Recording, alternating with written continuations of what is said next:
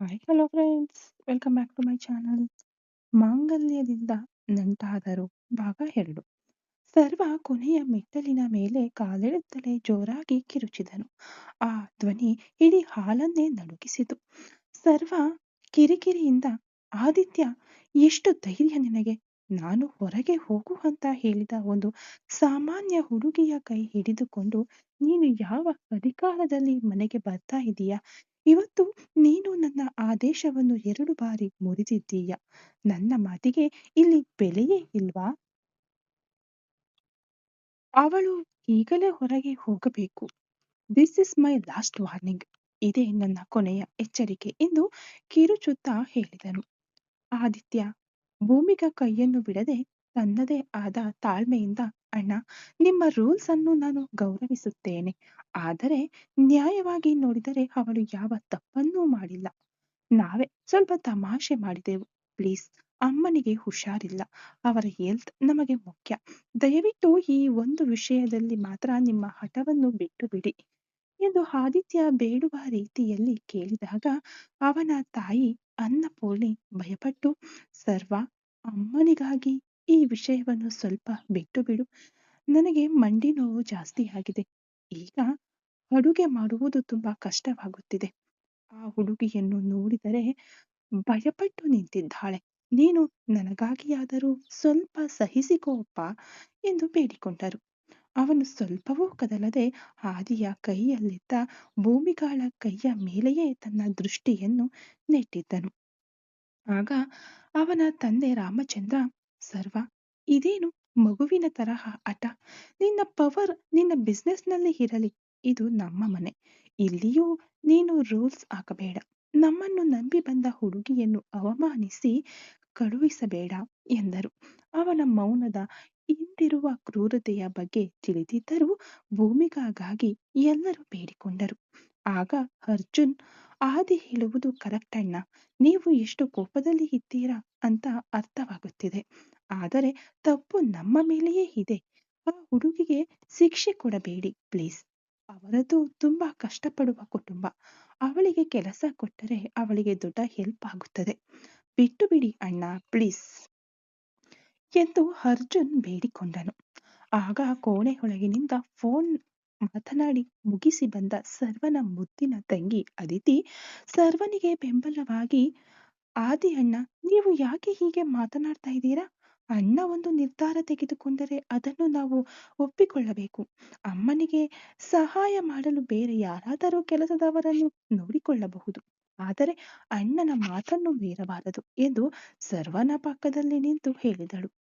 ನೀನು ನಿನ್ನ ತಲೆಯೋ, ಲವರ್ ಹತ್ತಿರ ಇಷ್ಟು ಹೊತ್ತು ಮುದ್ದಾಡಿ ಸಾವಕಾಶವಾಗಿ ಬಂದು ತೀರ್ಪು ಹೇಳುತ್ತಿದ್ದಾಳೆ, ಊರ ಗೌಡ್ತಿ ತಂಗಿ ಎಂದು ಅರ್ಜುನ್ ಮನಸ್ಸಿನಲ್ಲೇ ಬೈದುಕೊಂಡನು. ಅಣ್ಣ ಎಂದು ಆದಿ ಆರಂಭಿಸುವಾಗಲೇ ಸರ್ವ, ಸಾಕು ನಿಲ್ಲಿಸಿ ಎಲ್ಲರೂ.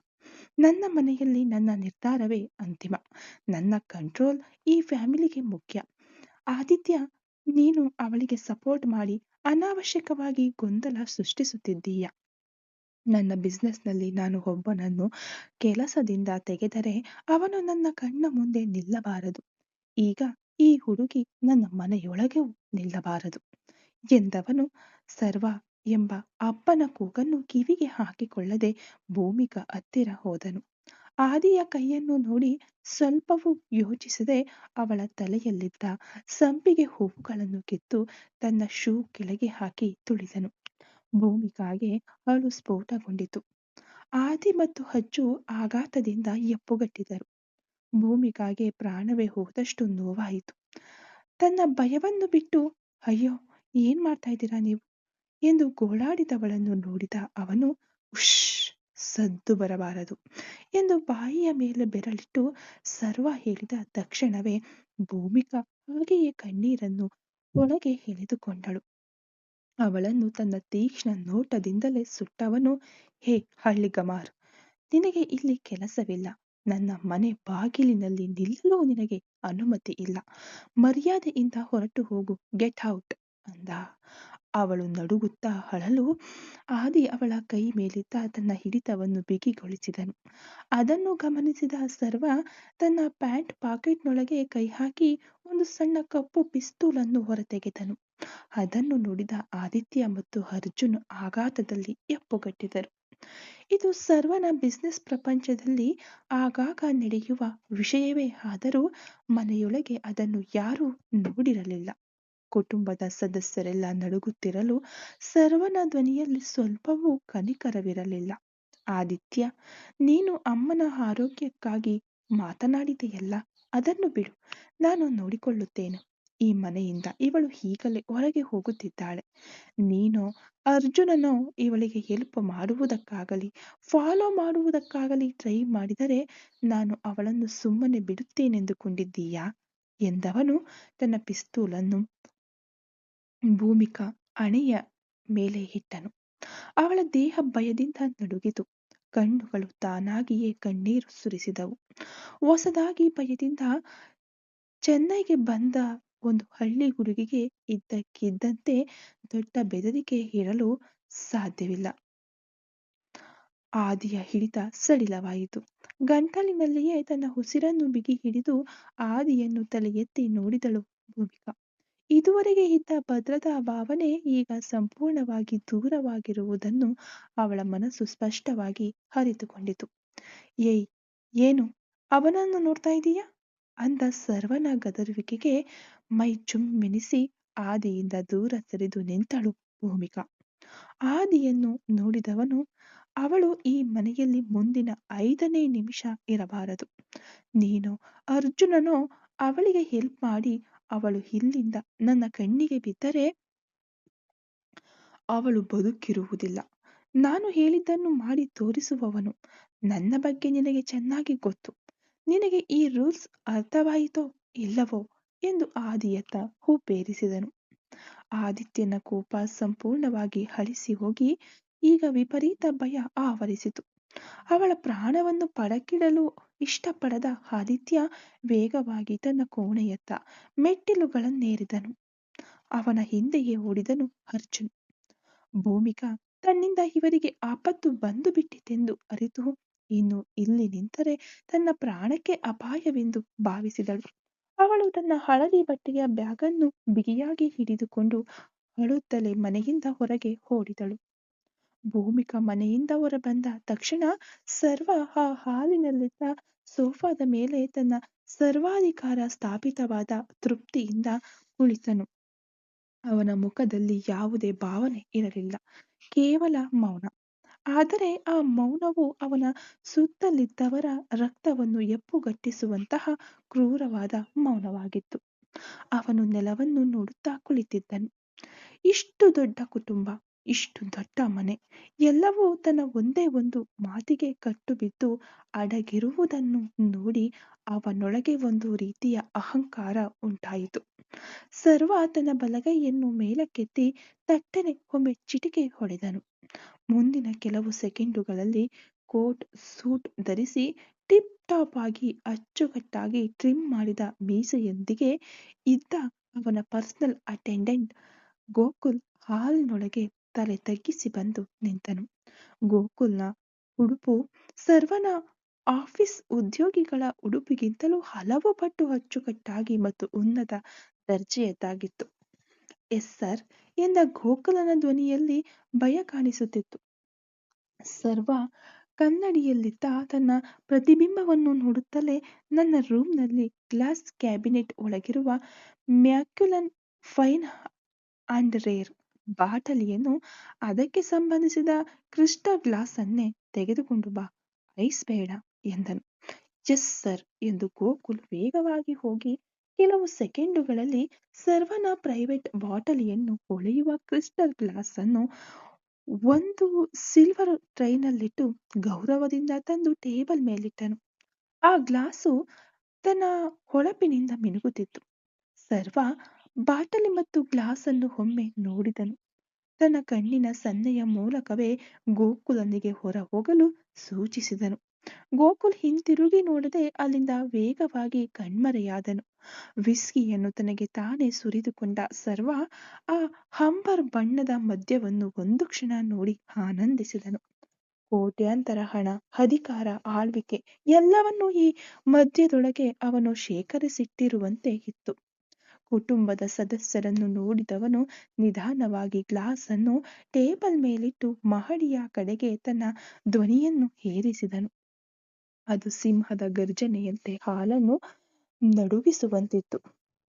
ಆದಿತ್ಯ, ಅರ್ಜುನ್ ನನ್ನ ಮನೆಯಲ್ಲಿ ನನ್ನ ಮಾತನ್ನು ಮೀರಲಾಗಿದೆ. ಹಾಗಾಗಿ ಇವತ್ತು ರಾತ್ರಿ ಯಾರಿಗೂ ಊಟವಿಲ್ಲ. ನೀವೋ, ಅಮ್ಮ, ಅಪ್ಪನೋ ಅಜ್ಜಿಯೋ ಯಾರು ರೂಮ್ ಬಿಟ್ಟು ಹೊರಬರಬಾರದು. ನನ್ನ ಆದೇಶ ಮೀರಿ ಒಂದು ಸಣ್ಣ ಶಬ್ದ ಕೇಳಿದರೂ ಮುಂದೆ ನಡೆಯುವುದಕ್ಕೆ ನಾನು ಜವಾಬ್ದಾರನಲ್ಲ. ನಿಮ್ಮ ಅವಿಧೇಯತೆಗೆ ಬೆಲೆ ಇದು. ಅಂದಾಗ ಮಹಡಿಯಿಂದ ಯಾವುದೇ ಉತ್ತರ ಬರಲಿಲ್ಲ. ಸರ್ವ ಎಲ್ಲರೂ ಅಡಗಿ ಹೋದರೆಂದು ಅರಿತುಕೊಂಡನು. ಅನ್ನಪೂರ್ಣಿ, ರಾಮಚಂದ್ರ ಮತ್ತು ಅದಿತಿ ಎಲ್ಲರೂ ತಮ್ಮ ತಮ್ಮ ಕೋಣೆಗಳಲ್ಲಿ ಸೇರಿಕೊಂಡರು. ಅವನ ಆಜ್ಞೆಗೆ ಮರುಮಾತನಾಡಲು ಯಾರಿಗೂ ಧೈರ್ಯವಿರಲಿಲ್ಲ. ಸರ್ವನ ತುಟಿಗಳ ಮೇಲೆ ಒಂದು ಸಣ್ಣ ಕುಟಿಲ ಮುಗುಳ್ನಗೆ ಮೂಡಿತು. ಅವನು ನಿಧಾನವಾಗಿ ವಿಸ್ಕಿಯನ್ನು ತೆಗೆದುಕೊಂಡು ಮೊದಲ ಗುಟುಕನ್ನು ಅನುಭವಿಸುತ್ತಾ ಕುಡಿದನು. ಉನ್ನತ ದರ್ಜೆಯ ವಿಸ್ಕಿಯ ಉಷ್ಣತೆ ಅವನ ಗಂಟಲಿನೊಳಗೆ ಇಳಿಯುತ್ತಿದ್ದಂತೆ ಅವನ ಅಸುರ ಅಹಂಕಾರ ಇನ್ನಷ್ಟು ಗಟ್ಟಿಯಾಯಿತು. ನಾನು ಅಂದುಕೊಂಡರೆ ಈ ಪ್ರಪಂಚವೇ ನನ್ನ ಕಾಲ ಕೆಳಗೆ ಅಡಗುತ್ತದೆ ಎಂಬ ಯೋಚನೆ ಅವನೊಳಗೆ ಹರಿಯಿತು. ಇದರ ನಡುವೆ ಆದಿ ಕೋಣೆಗೆ ಹೋದ ತಕ್ಷಣ ನಡೆದ ಘಟನೆ. ಏ ಆದಿ, ನನ್ನಿಂದಲೇ ಆ ಹುಡುಗಿಗೆ ಈ ಪರಿಸ್ಥಿತಿ ಬಂದೊದಗಿತು ಎಂದು ಹಲುಬುತ್ತಾ ಅರ್ಜುನ್ ಒಳಗೆ ಬಂದನು. ಆದಿತ್ಯ ಸರ್ವನ ಬೆದರಿಕೆಯಿಂದ ಭೂಮಿಕಾಳನ್ನು ಹುಡುಕಿಕೊಂಡು ಹೋಗಲಾಗದ ಅನಿವಾರ್ಯತೆಯಲ್ಲಿ ತನ್ನ ಕೋಣೆಯೊಳಗೆ ಬಂದ ವೇಗದಲ್ಲೇ ತಟ್ಟನೆ ತನ್ನ ಮೊಬೈಲ್ ತೆಗೆದು ಒಂದು ನಂಬರ್ಗೆ ಡಯಲ್ ಮಾಡಿದನು.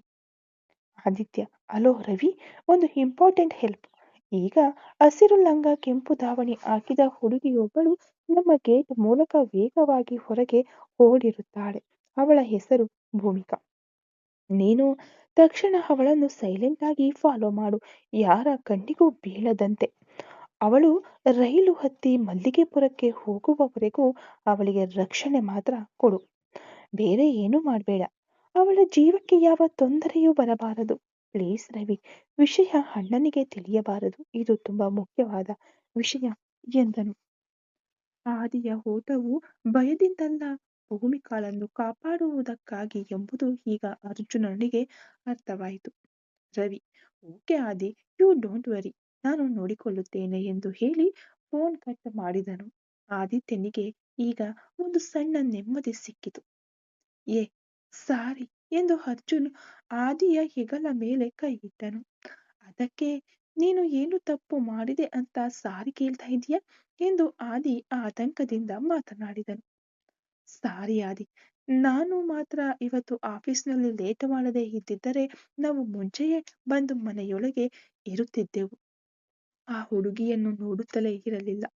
ಅಣ್ಣ ಬರುವಾಗ ನೋಡಿದರೂ ಇಷ್ಟು ದೊಡ್ಡ ಸಮಸ್ಯೆ ಬರುತ್ತಿರಲಿಲ್ಲ. ಯಾವ ಪಂಚಾಯಿತಿಯೂ ಇಲ್ಲದೆ ಆ ಹುಡುಗಿ ಈ ಹೊತ್ತಿಗೆ ಕಿಚನ್ನಲ್ಲಿ ಕೆಲಸ ಮಾಡಿಕೊಂಡಿರುತ್ತಿದ್ದಳು.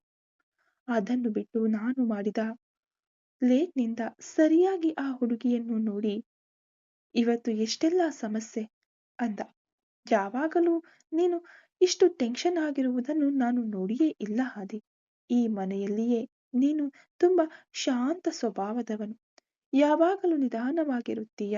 ಆದರೆ ಇವತ್ತು ಅಣ್ಣನ ಎದುರು ನೀನು ತುಂಬಾ ಮಾತನಾಡಿದೆ. ಅವರನ್ನು ಎದುರಿಸಿ ಮಾತನಾಡಿದೆ. ಅದಕ್ಕಿಂತ ಹೆಚ್ಚಾಗಿ ಈಗ ತುಂಬಾ ಆತಂಕದಲ್ಲಿದ್ದೀಯ.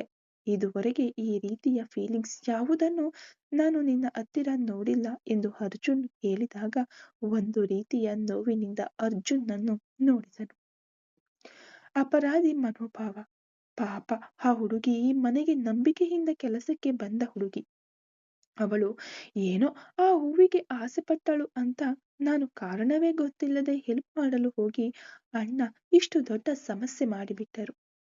ಈ ಸಮಸ್ಯೆಗಳಿಗೆಲ್ಲ ಕಾರಣ ಅಂತ ನೀನು ಅಂದ್ಕೊಂಡಿದ್ದೀಯಾ ಅಜ್ಜು ಎಂದು ಆದಿತ್ಯ ಅವನನ್ನು ಕೇಳಿದಾಗ, ನೀನು ಏನು ಯೋಚಿಸ್ತಾ ಇದೆಯೋ ಅದೇ. ಆ ಹುಡುಗಿ ತಾನಾಗಿಯೇ ಆ ಹೂವನ್ನು ಕಿತ್ತುಕೊಂಡಿದ್ದರೆ ಆ ಹೂವನ್ನು ಕಿತ್ತು ಇಟ್ಟುಕೊಂಡಿದ್ದರೆ ಯಾವುದೇ ಸಮಸ್ಯೆಯೂ ಇರುತ್ತಿರಲಿಲ್ಲ.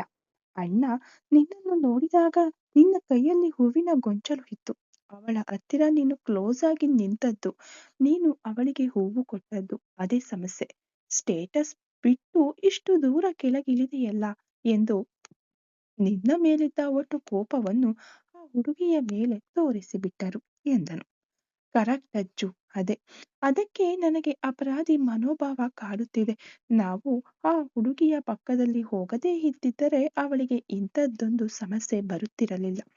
ಆ ಹುಡುಗಿಯನ್ನು ನೋಡಿದ ತಕ್ಷಣವೇ ಗೊತ್ತಾಗುತ್ತದೆ, ಪಾಪ ಮಗುವಿನ ಆಗಿದ್ದಾಳೆ. ನಮ್ಮ ಅದಿತಿಗಿಂತಲೂ ಚಿಕ್ಕ ಹುಡುಗಿ. ಗಂಟೆ 7 ಈ ಹೊತ್ತಿನಲ್ಲಿ ಗೊತ್ತಿಲ್ಲದ ಊರಿನಲ್ಲಿ ಅವಳು ಎಲ್ಲಿಗೆ ಹೋಗಿ ಹೇಗೆ ಕಷ್ಟಪಡುತ್ತಾಳೋ. ಅದಕ್ಕೆ ಅಣ್ಣ ಹೇಳಿದ ಮುಂದಿನ ಸೆಕೆಂಡ್ ಮೇಲೆ ಓಡಿ ಬಂದು ನಮ್ಮ ಕೈಯಿಂದ ಹೋಗಲು ಸಾಧ್ಯವಿಲ್ಲ. ಆದರೆ ಅವಳಿಗೆ ಪರೋಕ್ಷವಾಗಿ ಏನಾದರೂ ಸಹಾಯ ಮಾಡಬಹುದಲ್ಲ. ಅದಕ್ಕೆ ರವಿಗೆ ಕಾಲ್ ಮಾಡಿದೆ. ಖಂಡಿತವಾಗಿ ಅವನು ನೋಡಿಕೊಳ್ಳುತ್ತಾನೆ. ಆ ಹುಡುಗಿ ಊರಿಗೆ ಹೋಗುವವರೆಗೂ ಸೇಫ್ ಆಗಿರಲಿ. ಏನೋ ನಮ್ಮಿಂದ ಆಗುವ ಸಹಾಯ ಇದೆ ಎಂದವನು ಸುಸ್ತಾಗಿ ಸೋಫಾದ ಮೇಲೆ ಕುಳಿತುಕೊಳ್ಳಲು ಪಕ್ಕದಲ್ಲಿ ಸಾಂತ್ವನ ಹೇಳಲು ಅರ್ಜುನ್ ಕುಳಿತನು. ಸರ್ವ ತನ್ನ ಅಧಿಕಾರವನ್ನು ಸ್ಥಾಪಿಸಿದ ತೃಪ್ತಿಯೊಂದಿಗೆ ಡ್ರಾಯಿಂಗ್ ರೂಮಿನ ಸೋಫಾದ ಮೇಲೆ ಗಾಂಭೀರ್ಯದಿಂದ ಕುಳಿತು ವಿಸ್ಕಿ ಕುಡಿಯುತ್ತಿದ್ದನು. ತುಂಬಾ ಹೊತ್ತಾಯಿತು. ಮಧ್ಯರಾತ್ರಿ 2 ಗಂಟೆ. ಅವನು ನಿಧಾನವಾಗಿ ವಿಸ್ಕಿಯನ್ನು ತೆಗೆದುಕೊಂಡು ಕೊನೆಯಲ್ಲಿದ್ದ ಸ್ವಲ್ಪ ಮದ್ಯವನ್ನು ಅನುಭವಿಸುತ್ತಾ ಕುಡಿದನು. ಉನ್ನತ ದರ್ಜೆಯ ವಿಸ್ಕಿಯ ಉಷ್ಣತೆ ಅವನ ಗಂಟಲಿನೊಳಗೆ ಇಳಿಯುತ್ತಿದ್ದಂತೆ ಅವನ ಹಸುರ ಅಹಂಕಾರ ಇನ್ನಷ್ಟು ಗಟ್ಟಿಯಾಯಿತು.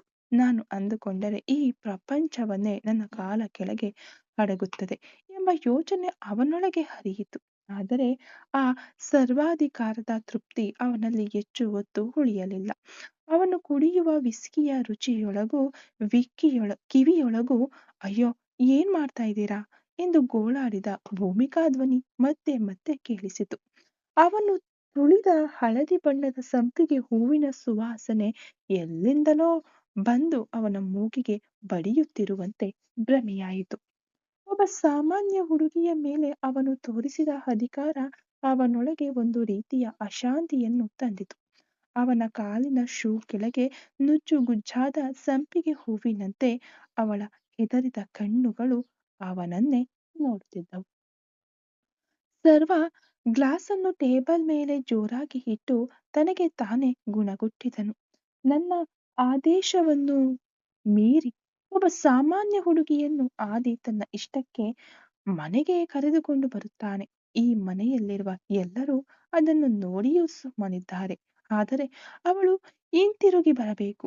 ನಾನು ಬೇಡವೆಂದು ಹೇಳಿ ಮನೆಯಿಂದ ಹೊರಗಟ್ಟಿದವಳು ಈಗ ನನ್ನ ಹಠಕ್ಕಾಗಿಯೇ ಹಿಂತಿರುಗಿ ಬರಬೇಕು. ಆಗಲೇ ನನ್ನ ಅಧಿಕಾರ ಇನ್ನಷ್ಟು ಸ್ಟ್ರಾಂಗ್ ಆಗುವುದು ಅಂದುಕೊಳ್ಳುತ್ತಾ ಅವನ ಈಗೋ, ಅವನ ಆಳ್ವಿಕೆ ಅವಳನ್ನು ವಾಪಸ್ ಕರೆತರುವಂತೆ ಅವನಿಗೆ ಆದೇಶಿಸಿತು.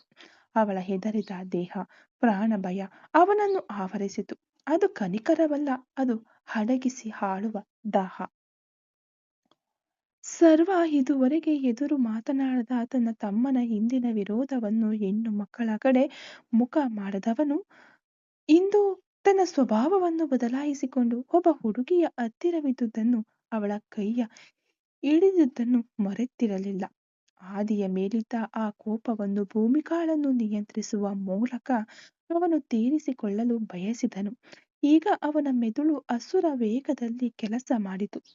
ಈ ಕುಟುಂಬದವರ ಮುಂದೆ, ಮುಖ್ಯವಾಗಿ ತನ್ನನ್ನು ಆ ಹುಡುಗಿಗಾಗಿ ಎದುರಿಸಿ ಮಾತನಾಡಿದ ಆದಿಯ ಮುಂದೆ ಅವಳನ್ನು ಸಂಪೂರ್ಣವಾಗಿ ತನ್ನ ಹಿಡಿತದಲ್ಲಿಟ್ಟುಕೊಳ್ಳಬೇಕೆಂದು ಯೋಚಿಸಿದನು. ಮುಂದಿನ ಕ್ಷಣವೇ ತಡ ಮಾಡಲಿಲ್ಲ. ಸರ್ವ ಈಗ ಮನೆಯಲ್ಲಿ ಯಾರಿಗೂ ಗೊತ್ತಾಗದಂತೆ ತನ್ನ ಕಾರಿನ ಕೀಯನ್ನು ತೆಗೆದುಕೊಂಡು ಮನೆಯಿಂದ ಹೊರಬಿದ್ದನು. ಸರ್ವ ತನ್ನ ರೋಲ್ಸ್ ರಾಯ್ಸ್ ಕಾರನ್ನು ಅತಿ ವೇಗವಾಗಿ ಚಲಾಯಿಸಿದನು. ಅವನ ಶರ್ಟ್ನ ಇಸ್ತ್ರಿ ಸ್ವಲ್ಪವೂ ಹಾಳಾಗಿರಲಿಲ್ಲ. ಅವನ ಮುಖದಲ್ಲಾಗಲಿ ದೇಹದಲ್ಲಾಗಲಿ ಯಾವುದೇ ಚಲನೆ ಇರಲಿಲ್ಲ. ಆದರೆ ಅವನ ಕಣ್ಣಂಚಿನಲ್ಲಿ ಒಂದು ರೀತಿಯ ತಳಮಳ ಕಾಣುತ್ತಿತ್ತು. ಅವನು ಅವಳ ಹಳ್ಳಿಯ ಬಗ್ಗೆ ವಿವರಗಳನ್ನು ಮತ್ತೆ ನೆನಪಿಸಿಕೊಂಡನು. ಮಲ್ಲಿಗೆಪುರ, ಬೆಳಗಿನ ಜಾವದ ರೈಲನ್ನು ಹಿಡಿಯಲು ಅವಳು ಖಂಡಿತವಾಗಿಯೂ ರೈಲ್ವೆ ನಿಲ್ದಾಣದ ಕಡೆಗೆ ಹೋಗಿದ್ದಾಳೆ ಎಂದು ಊಹಿಸಿದನು. ಚೆನ್ನೈನ ಬೆಳಗಿನ ಜಾವದ ರಸ್ತೆಗಳು ಶಾಂತವಾಗಿದ್ದರೂ ಅವನ ಕಾರು ಬೇಟೆಯಾಡುವ ಮೃಗದಂತೆ ಸಾಗಿತು. ಅವನ ಅಸುರ ಅಹಂಕಾರದ ಗುರಿ ತನ್ನ ಮುಂದೆ ಭಯದಿಂದ ನಡುಗುವ ಸಣ್ಣಗಿರುವ ಭೂಮಿಕಾ. ಅವನು ಕೊನೆಗೆ ಸೆಂಟ್ರಲ್ ರೈಲ್ವೆ ನಿಲ್ದಾಣವನ್ನು ತಲುಪಿದಾಗ ಬೆಳಗಿನ ಜಾವ 3:30. ಅವನು ಕಾರನ್ನು ಒಂದು ಬದಿಯಲ್ಲಿ ನಿಲ್ಲಿಸಿ ಒಳಗೆ ನಡೆದನು. ರೈಲ್ವೆ ನಿಲ್ದಾಣದ ಪ್ಲಾಟ್ಫಾರ್ಮ್ಗಳು ಖಾಲಿಯಾಗಿದ್ದರೂ ಚೆನ್ನೈ ಕಡೆಗೆ ಹೋಗುವ ರೈಲುಗಳು ಹೊರಡುವ ಸ್ಥಳದಲ್ಲಿ ಅವನ ಕಣ್ಣುಗಳು ಆ ಹುಡುಗಿಯನ್ನು ಹುಡುಕುತ್ತಿದ್ದವು. ಸರ್ವ ಅಲ್ಲಿದ್ದ ಬೆಂಚುಗಳ ಮೇಲೂ ಕಂಬಗಳ ಮರೆಯಲ್ಲೂ ಹುಡುಕಿದನು. ಆಗ ಒಂದು ಬೆಂಚಿನ ಮೇಲೆ ತನ್ನ ಹಳದಿ ಬ್ಯಾಗ್ನ ಬಿಗಿಯಾಗಿ ಹಿಡಿದುಕೊಂಡು ಅಳುತ್ತಾ ಕುಳಿತಿದ್ದ ಭೂಮಿಕಾಳನ್ನು ಕಂಡನು. ಅವಳ ದೇಹವೆಲ್ಲ ನಡುಗುತ್ತಿತ್ತು. ಭೂಮಿಕಾ ಇನ್ನೂ ತನ್ನ ಕಣ್ಣಿನಂಚಿನ ಕಣ್ಣೀರು ಒಣಗದೆ ಒಂದು ರೈಲಿನ ಬರುವಿಕೆಗಾಗಿ ಕಾಯುತ್ತಿದ್ದಾಳೆ. ಇಷ್ಟು ದೊಡ್ಡ ಅವಮಾನ ಮತ್ತು ಪ್ರಾಣಭಯವನ್ನು ಎದುರಿಸಿದ ಮೇಲೂ ಅವಳು ಚೆನ್ನೈಗೆ ಬಂದ ಒಂದೇ ಉದ್ದೇಶ ಕುಟುಂಬದ ಸಾಲವನ್ನು ತೀರಿಸಬೇಕು. ಹಠಾತ್ತನೆ ಅವಳ ಮುಂದೆ ಒಂದು ಬೃಹತ್ ನೆರಳು ಬೀಳಲು ಅವಳು ಬೆಚ್ಚಿಬಿದ್ದು ತಲೆ ಎತ್ತಿ ನೋಡಿದಳು. ಅವಳ ಎದುರಿಗೆ ಸರ್ವ. ಅವಳ ಕಣ್ಣುಗಳು ಆಘಾತದಿಂದ ಎಪ್ಪುಗಟ್ಟಿದವು. ಅವನ ನೋಟದಲ್ಲಿ ಅವಳನ್ನು ಅಡಗಿಸಿ ಆಳುವ ತೀವ್ರತೆ ಕಾಣುತ್ತಿತ್ತು. ಸರ್ವನ ಧ್ವನಿಯಲ್ಲಿ ಗುಡುಗು. ಹೊರಡು, ಮನೆಗೆ ಹೋಗೋಣ ಎಂದು ಕಠಿಣ ಧ್ವನಿಯಲ್ಲಿ ಆಜ್ಞೆಯಂತೆ ಹೇಳಿದನು ಸರ್ವ. ಅವಳು ಭಯದಿಂದ ಉಸಿರುಗಟ್ಟಿದಳು. ಭೂಮಿ ನಡುಗುವ ಧ್ವನಿಯಲ್ಲಿ, ಬೇಡ ಬೇಡ ಯಜಮಾನ್ರೆ, ಇನ್ನು ಆ ಮನೆಯೊಳಗೆ ಬರಲ್ಲ. ನನಗೆ ಭಯವಾಗ್ತಿದೆ. ನನ್ನ ಪ್ರಾಣ ಹೋದರೆ ನನ್ನ ಕುಟುಂಬ ಕಷ್ಟಪಡುತ್ತದೆ ಎಂದು ಅವಳು ಅಳುತ್ತಾ ಹೇಳಿದಾಗ ಸರ್ವ, ನಿನ್ನ ಕುಟುಂಬವ? ಅದರ ಬಗ್ಗೆ ನೀನು ಚಿಂತಿಸಬೇಕಾಗಿಲ್ಲ. ನಾನು ನಿನಗೆ ಈಗ ಭರವಸೆ ಕೊಡುತ್ತೇನೆ. ನನ್ನ ಗೌರವಕ್ಕಾಗಿ ಈಗ ನಾನು ನಿನಗೆ ಕೆಲಸ ಕೊಡುತ್ತಿದ್ದೇನೆ. ನೀನು ಮಾಡಲೇಬೇಕು. ನೀನು ಈಗ ನಾನು ಹೇಳಿದ್ದನ್ನು ಕೇಳಿದರೆ ನಿನಗೆ ಮರ್ಯಾದೆ, ಇಲ್ಲಾಂದ್ರೆ ಬಿಡು, ಈಗಲೇ ನಿನ್ನನ್ನು ಶೂಟ್ ಮಾಡಿ ಹೋಗುತ್ತಲೇ ಇರುತ್ತೇನೆ ಎಂದ ಅವನ ಧ್ವನಿಯಲ್ಲಿದ್ದ ಅಧಿಕಾರ ಅವಳನ್ನು ನಡುಗುವಂತೆ ಮಾಡಿತು. ಭೂಮಿ ಅಳುತ್ತಲೇ ಎದ್ದು ತನ್ನ ಬ್ಯಾಗ್ ಅನ್ನು ಬಿಗಿಯಾಗಿ ಹಿಡಿದು, ನಾನು ಬರಲಾರೆ ಯಜಮಾನರೇ, ನನಗೆ ಈ ಕೆಲಸ ಬೇಡ. ನಾನು ಬದುಕಲು ಬಂದೆ, ಪ್ರಾಣವನ್ನು ಪಣಕ್ಕಿಡಲು ಬರಲಿಲ್ಲ. ನನ್ನನ್ನು ಬಿಟ್ಟು ಬಿಡಿ ಯಜಮಾನರೇ, ನಾನು ಊರಿಗೆ ಹೋಗಿಬಿಡುತ್ತೇನೆ ಎಂದು ಅಳುತ್ತಾ ಬೇಡಿಕೊಂಡಳು. ಅವಳು ಸುತ್ತಮುತ್ತ ಯಾರಾದರೂ ಸಹಾಯಕ್ಕೆ ಬರುತ್ತಾರೆಯೇ ಎಂದು ನೋಡಿದಳು. ರೈಲ್ವೆ ನಿಲ್ದಾಣದಲ್ಲಿ ಕಡಿಮೆ ಜನರಿದ್ದರು. ಯಾರೂ ಅವರನ್ನು ನೋಡಲಿಲ್ಲ. ಕಣ್ಣಿಗೆ ಪಟ್ಟಿ ಕಟ್ಟಿದಂತೆ ಸರ್ವನನ್ನು ನೋಡುವುದನ್ನು ತಪ್ಪಿಸುತ್ತಿದ್ದರು. ಸರ್ವ ತನ್ನ ಉನ್ನತ ಅಧಿಕಾರದಿಂದ ಒಂದು ಕ್ಷಣ ಅವಳನ್ನು ತಲೆಯಿಂದ ಕಾಲಿನವರೆಗೆ ಅಳೆದು ತನ್ನ ಆಳ್ವಿಕೆಯನ್ನು ಸಂಪೂರ್ಣವಾಗಿ ಪ್ರದರ್ಶಿಸಿದನು. ಇಲ್ಲಿ ನೋಡು, ನೀನೊಬ್ಬ ಸಾಮಾನ್ಯ ಕೆಲಸದಾಳು. ನಾನು ಈ ಊರಿನಲ್ಲಿ ನೀನು ಅಂದುಕೊಂಡಿರುವುದಕ್ಕಿಂತ ದೊಡ್ಡ ವ್ಯಕ್ತಿ. ನಾನು ನಿನ್ನ ಹತ್ತಿರ ಹೇಳಿದ ನನ್ನ ಮಾತನ್ನು ಮೀರಿ ನೀನು ಇನ್ನೂ ಇಲ್ಲಿಯೇ ನಿಂತಿರುವುದು ನನಗೆ ಕೊಲೆಗಡುಕತನವನ್ನು ಹುಟ್ಟಿಸುತ್ತಿದೆ. ಮರ್ಯಾದೆಯಿಂದ ನನ್ನ ಜೊತೆ ಬಾ ಎಂದು. ಒಂದು ವೇಳೆ ನೀನು ನನ್ನ ಮಾತನ್ನು ಕೇಳಲಿಲ್ಲವೆಂದರೆ ನೀನು ಮನೆಯಲ್ಲಿ ನೋಡಿದ ಪಿಸ್ತೂಲ್ ಮತ್ತೆ ನಿನ್ನ ಹಣೆಯ ಮೇಲಿರುತ್ತದೆ. ನೀನು ಬದುಕಿರಬೇಕೆಂದರೆ ನಿನ್ನ ಕೆಲಸವನ್ನು ನನ್ನ ಅಡುಗೆ ಮನೆಯಲ್ಲಿ ಮಾಡು. ಅದುವೇ ಈಗ ನಿನಗೆ ಮರ್ಯಾದೆ.